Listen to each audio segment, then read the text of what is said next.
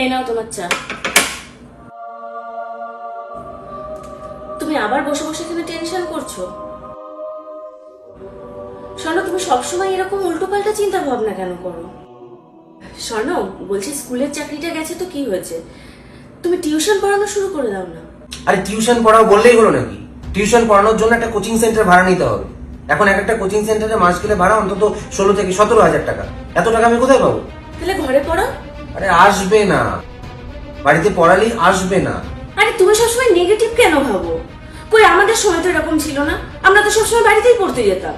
আরে আমাদের সময়টা অন্য ছিল, এখনকার সময়টা আলাদা। এখন প্রচুর ভালো ভালো কোচিং সেন্টার তৈরি হয়ে গেছে, তারা কম ফিস নিয়ে বাচ্চাদেরকে পড়ায়, বেস্ট এডুকেশন দেয়। আমরা কিভাবে তাদের সাথে কম্পিটিশন করবো মার্কেটে? খরচা 45,000, মাসে 50,000 টাকাও ইনকাম নেই। কোথা থেকে খরচা জোগাড় করবো এত? আর তার মধ্যে তো আবার খরচা বাড়তে চলেছে, কোথা থেকে সামলাবো আমি কিচ্ছু জানি না। শোনো, হয়ে যাবে ঠিক কোনোভাবে। কি করে হবে? কি করে হবে? আগামী 3 মাসে তো আমার ইনকাম হঠাৎ করে লাফিয়ে বেড়ে যাবে না। আরে তুমি তাহলে একটা কাজ করো না, তুমি তুমি নিচু ক্লাসের বাচ্চাদের পড়াও। আরে আরে ছোট ছোট বাচ্চাদের পড়াও না। ছোট বাচ্চা পড়াবো, আর কি পাবো তাতে? মানে 500 টাকা করে পার বাচ্চা পড়াবো, মানে 10টা বাচ্চা পড়ালে তবে 5,000 টাকা। তার উপর মাথা যন্ত্রণা তো ফ্রি। এই বাচ্চা এটা করবে, ও বাচ্চা ওটা করবে। আমি কিছু ভাবতে পারছি না পূজা, মনে হচ্ছে না খেতে পেয়ে মরতে হবে। তোমার না মাথা খারাপ হয়ে গেছে। আরে না না, কি মাথা খারাপ হবে? তুমি বলো না, এই যে তুমি স্বপ্ন দেখতে যে আমাদের বাচ্চা বড় ইংলিশ মিডিয়াম স্কুলে পড়বে। আমার তো মনে হয় আমাদের বাচ্চা সরকারি স্কুলেই পড়বে। তোমার জন্যই হচ্ছে, কারণ তোমার মাথায় সবসময় নেগেটিভ চিন্তা ভাবনা। আর তোমার মাথায় যদি এরকম চিন্তা ভাবনা থাকে তাহলে তোমার বাচ্চা তো সরকারি স্কুলেই পড়বে। আর যদি পড়েও তাতে কি হয়েছে? সরকারি স্কুল থেকে কি ভালো প্রতিভা বেরোয় না? শোনো, ট্যালেন্ট থাকলে না যে কোনো জায়গা থেকে বাচ্চা শাইন করবে। এই মুহূর্তে বাচ্চা নেওয়ার প্ল্যানিংটা সম্পূর্ণভাবে ভুল হয়েছে। সবাই চাকরি গেছে, আমি চাকরি খুঁজে বেড়াচ্ছি, কি করব কিছুই বুঝতে পারছি না। তার মধ্যে স্বর্ণ, তোমার একার চাকরি তো যায়নি, তোমার সাথে সাথে আরো 25,575 জনের চাকরি গেছে।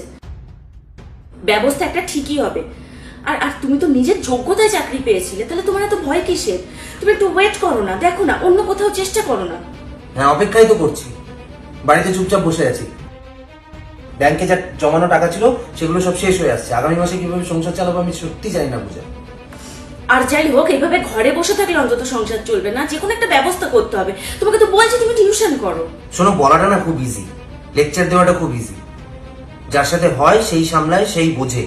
সবসময় এত নেগেটিভ কেন ভাবো? একটু পজিটিভ ভাবো না। এবার আমার কি হবে, এবার আমি কি করব, এগুলো না ভেবে কি হবে কি করব সেটা একটু ভাবো না, সেটা নিয়ে ডিসকাস করো না।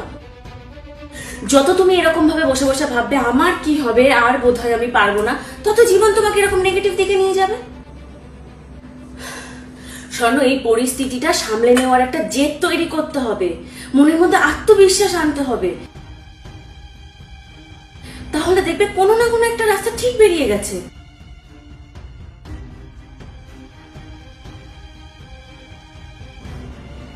বেশ, তুমি যখন আমাকে বলেছো আমি নিশ্চয়ই চেষ্টা করবো সব সময় পজিটিভ থাকার।